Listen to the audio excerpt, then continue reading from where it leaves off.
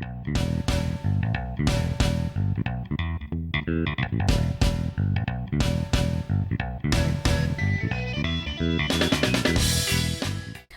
to Sweethearts or Rivals. I'm Charla. I'm Justin. What's on our table today? Serenissima.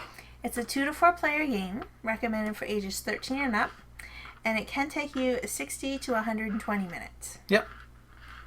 I just messed up all the cubes on the board. That's okay. And it's bugging me. Oh, and it's by Yastari Games. Yep.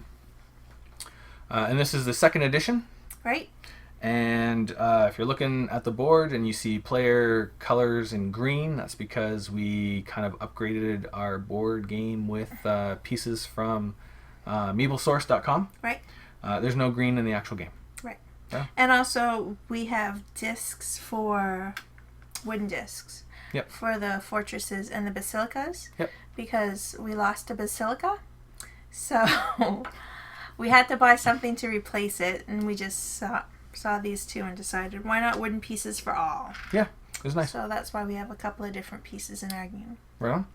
Up here should be some links to our overview on how to play, as well as our full playthrough. Mm-hmm. And what do you think of the components of Serenissima? I think the base components, are good. I like the little wooden pieces. Mm-hmm. And they couldn't go with meeples because they fit so nice in these nice ships. Yep.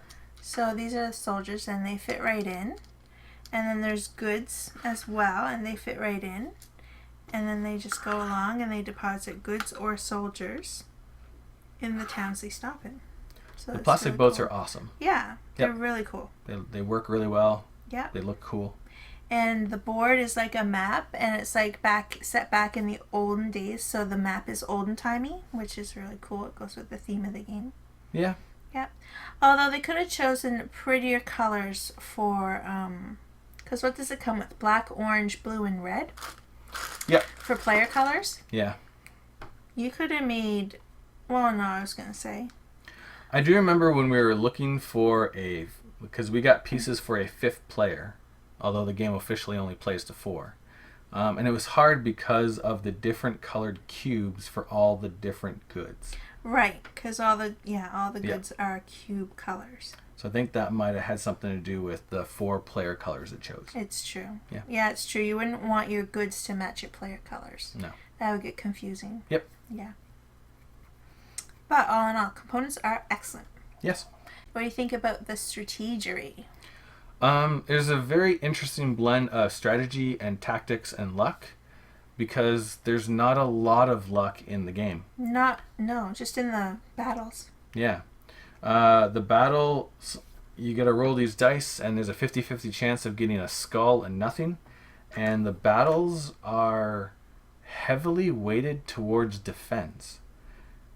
Just because if you want to attack someone and you've got to move 3 spaces until you attack them, that's 3 of your soldiers who are tired from rowing who can't attack.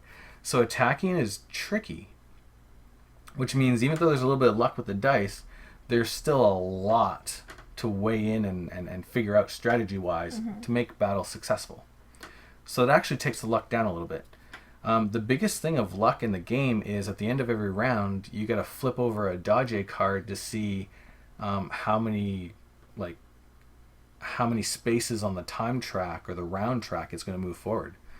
So really the biggest luck part of the game is just seeing how long the game lasts. It's true, because like we were talking about on the playthrough, usually like we get a lot of the time ones that move it along the track, but this time we got 2 of the wine ones. Yeah. Which extends the game by a round each time you get a wine one. Yep. Which was nice for a change, because normally our games are pretty short. Yep.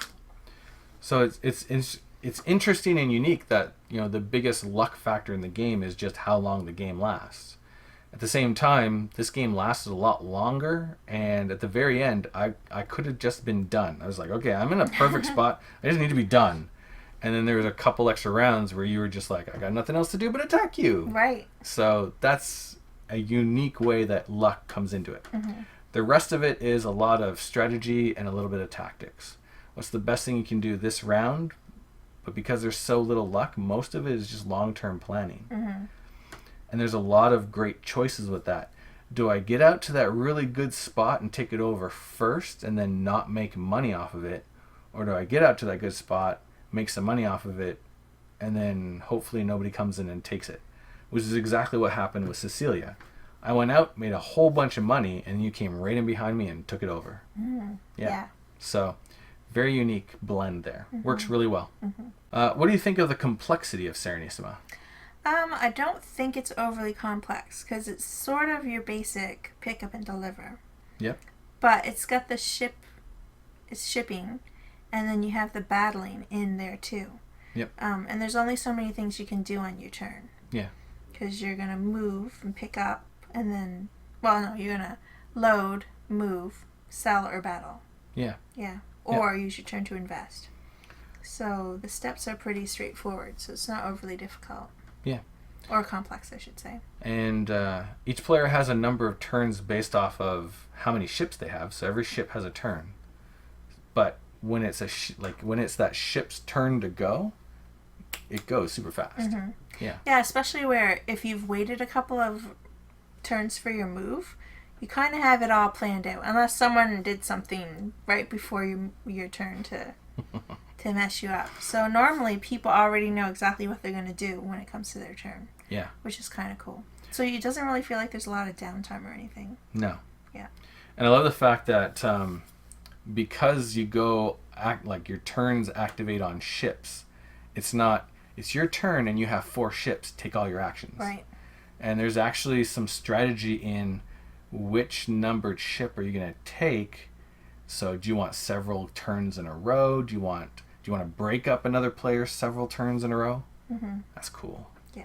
Yeah. Nice. Cool. What do you think about the playability?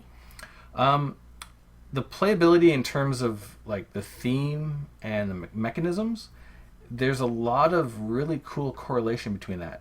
I definitely feel like I am moving around and developing trade routes all over the place and sneaking in there and developing them before you can and trying to take over ports for myself. And they blend really well. Yeah. And I really like the fact that it's so visual. Like, you've got these real little boats that you've got your real little soldiers in that hold your little goods. Like, it's all tactical and visual, and it just works really well. And when you the theme. When you get a couple of boats in one spot, that spot gets really busy, which is interesting to see. Yeah. And where's that going to go? What are you going to do with that? It works really well. Yeah, we should almost fast forward the whole game. Like, because I bet it looks really cool with all the moving around and, like, dropping it off the different resources and stuff. Maybe we'll have 4 videos for this one. We'll just have a fast forward. That'd be cool. Be funny. Yeah.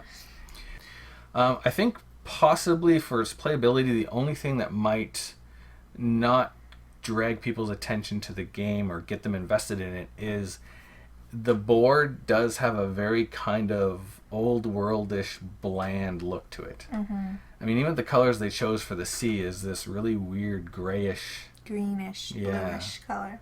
And then the land is like a brownish yellowish. It's kind of bland. The art is nice. Yes. The color scheme is not. It's not offensive though. No. No, I'm not. But it doesn't grab your attention and scream excitement. I think that's because of the cover. That's true as well. I mean, look at the cover. And when you're battling between the 2 ships, you don't feel like that's the battle you're having. Not particularly, no. So I think maybe the cover is a little... You're expecting some, like, punchy, like... A whole lot of exciting battle. Right. Yeah. But that's not what's inside the box. No. Which is... I like the game that's in there, don't get me wrong. Yep.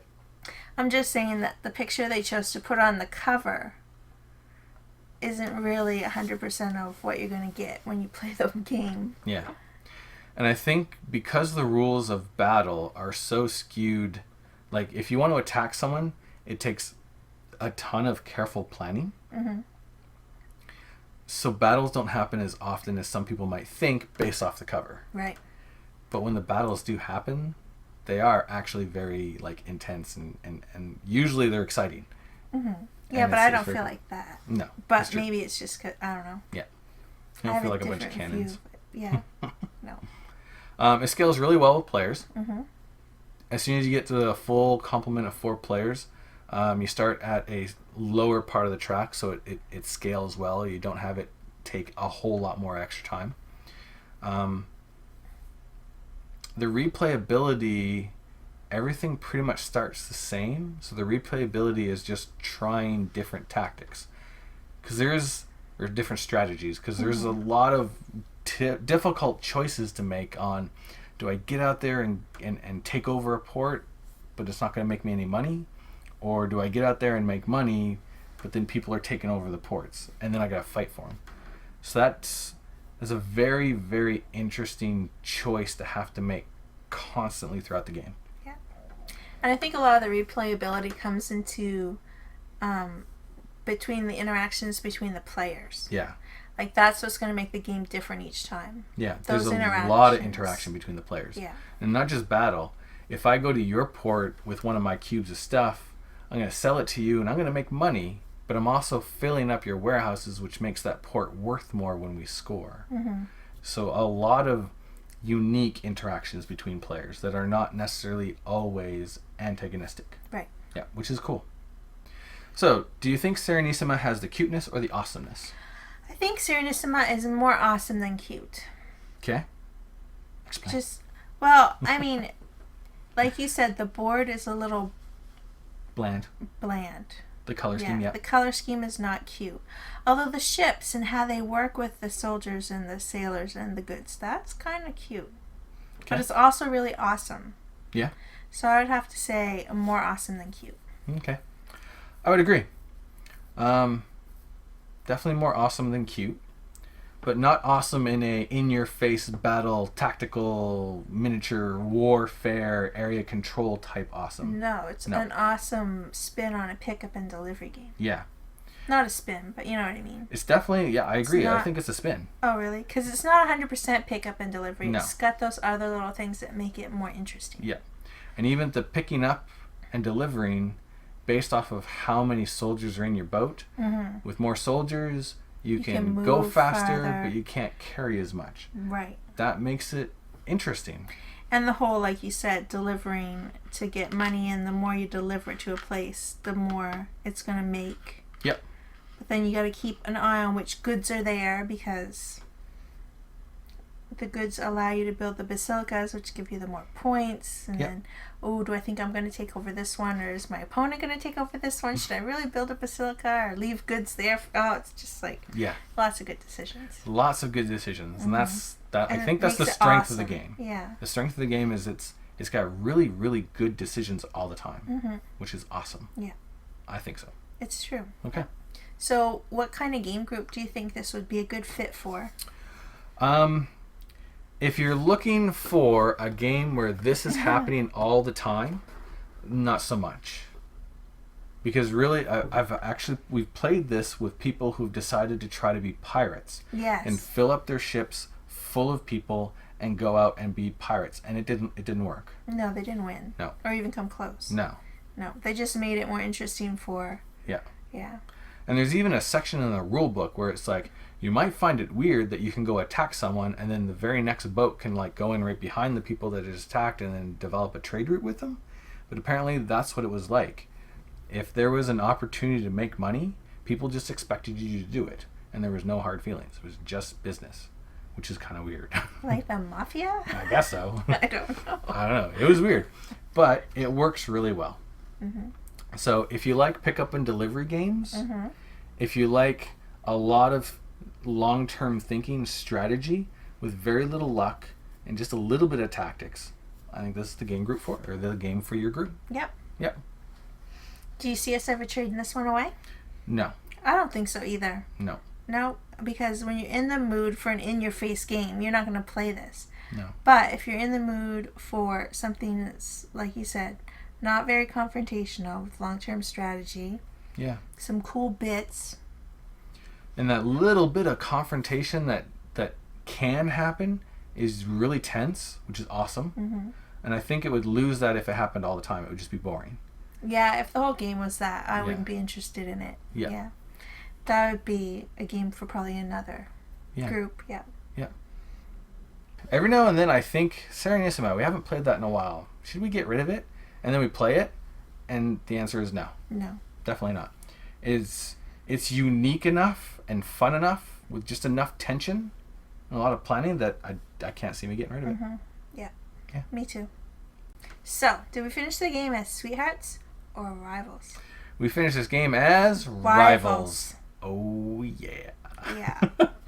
Because it does get a little tense when you have a town and then someone takes it over. Yep. And then they take it over again, and you're like, but hey, I had that, and I was working on something else, and now you make me have to focus over there again? Rivals. It's funny, if we flip the dodge cards over and get a lot of the move ahead 2 spaces and the game is over quickly, less rivalry. Yes. Well, yeah, because you're more focused on, I've got to get enough cubes in my cities to make them worth something. Yeah. So you don't have the time to spend on fighting other people. That's right. But if it takes a lot longer, yeah, suddenly it's like, I don't really have anything else to do until the game is over except try to take over some ports. That's what happened to me, because it was like, I think 2 dodge cards, and I looked around and like all my things were filled. Yep. I had upgraded everything that I could. Constantinople was up there, but it wasn't going to make it worth my time to try to get resources up there. Yeah. So, I put a bunch of work into that, and I think it gave me $2. Yeah. Yeah. So I just thought, well, I'm just going to go and get you some did. more towns that look really good with points. And you did, and it worked. Well, I didn't work for the end You didn't result. win, but you took that away from me, and it cost you, what, $14? Yeah. I did get extra points. And you made $25, and you took $25 away from me. It helped me not lose as bad. Yeah. Anyways, yeah. That's Serenissima. Serenissima! Thanks for watching. Thanks. See you next time. Later.